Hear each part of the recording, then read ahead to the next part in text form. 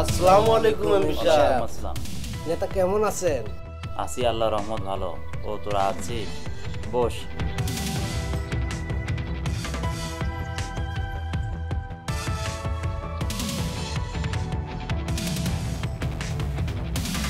আপনি ওরেও ডাকলেন আমারেও ডাকলেন, বিষয়টা বুঝলাম না বড় ভাই। দেখ, তোরা দুজন আমার আপন লোক।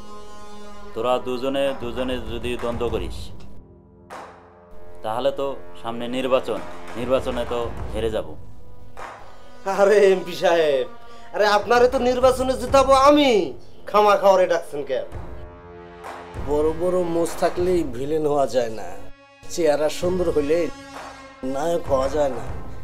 চেহারা সুন্দর তো হিজলা গৌ থাকে, বোঝেন নাই ব্যাপারটা? যেটাই করবেন হিসাব করে করবেন, আমারে ডাকলে ওরে ডাকবেন না। আচ্ছা তাহলে ঠিক আছে, পরে নিয়ে আপনি নির্বাচন করেন, আমি গেলাম।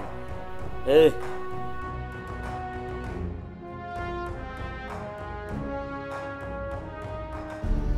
দেখ, তোরা দুজনে যদি এভাবে দ্বন্দ্ব করতে থাকিস বিষয়টা ভালো হয় না। অতএব দুজনেই দ্বন্দ্ব ভুলে যা। এমন কোনো কথা কইয়েন না যে আমি মানবো না। ওরে যতদিন না আমি 3.5 হাত মাটির নিচে ঢোকাইছি ততদিন পর্যন্ত ওর সাথে আমার শত্রুতা থাইকেই যাইব।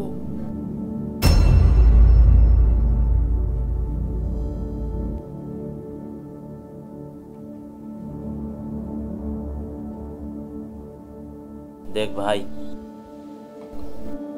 ওকেও অনেকভাবে বুঝাইলাম, ও মেনে গেছে।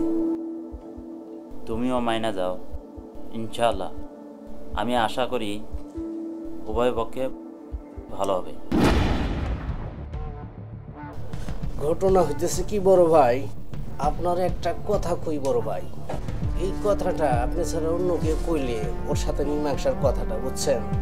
তাইলে না আমি তার সেটার হাড্ডি ভাঙিয়ে ফেলাইতাম। আমি কি কমু বুঝছেন? আমি না ওস্তাদ খেলাই না, আমি কিন্তু নিজে একটা পাওয়ার বম। কি কমু বড় ভাই, আপনি না বাচ্চা গেলেন। আপনার কথা শুনে না আমি পুরাই বাঞ্চুত।